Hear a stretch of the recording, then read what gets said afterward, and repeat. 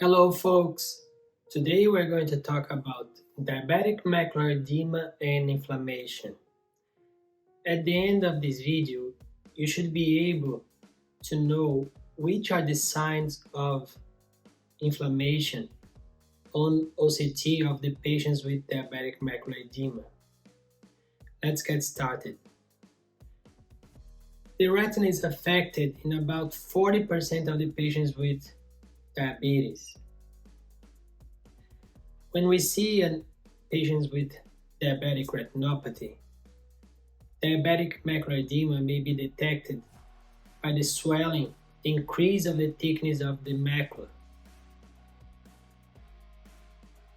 There is not only swelling or edema, but we can also observe signs of neurodegeneration and inflammation. Cytokines of inflammation like IL-6, IL-8, or CD14 are increased in the features and in the retina of patients with diabetic macular edema, which is one sign of inflammation. How is the retina kept dry without fluid?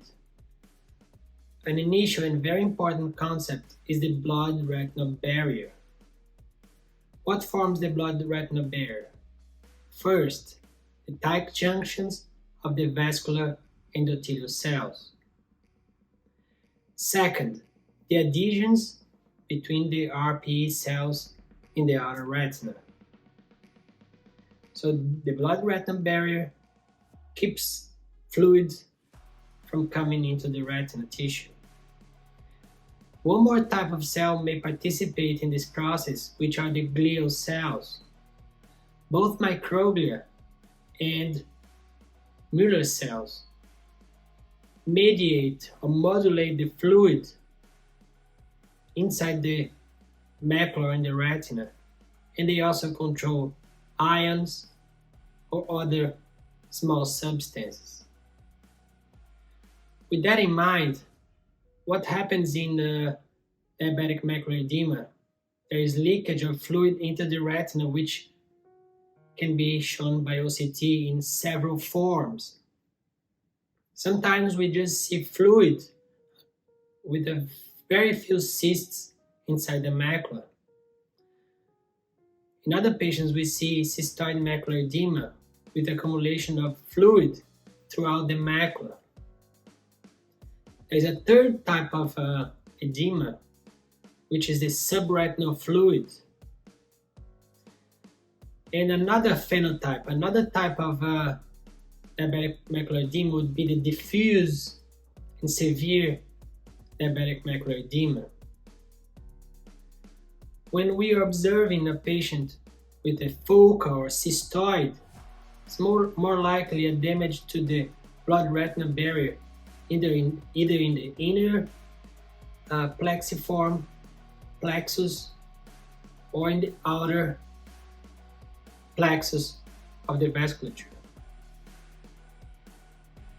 When we are observing subretinal fluid, it's more about the external limiting membrane and the RPE cells. So which are the four signs of inflammation in the tissue on OCT or other methods? First, it's called the hyperreflective foci. These are hyperreflective dots that can be seen in any layer of the retina, but may be more common in the mid to outer retina.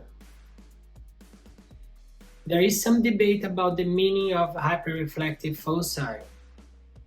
They can be lipoproteins, but more likely, as far as we know, they may be activating microglia.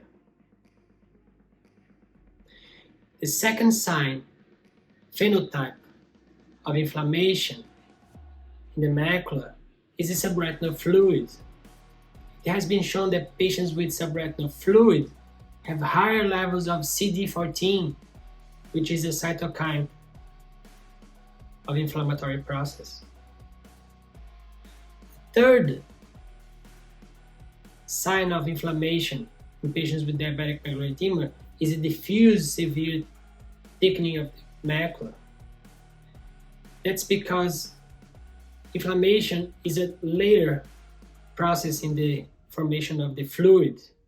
And once you have the leakage of the fluid and the break in the barrier, lymphocytes migrate into the macula.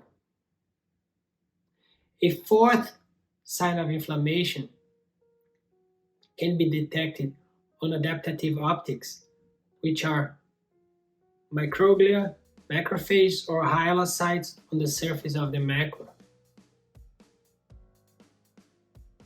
So we reviewed the four signs of inflammation of OCT: hyperreflective foci, diffuse thickening, subretinal fluid, and one in adaptive optics, which is the detection of microglia on the surface of the macula. Why is that important?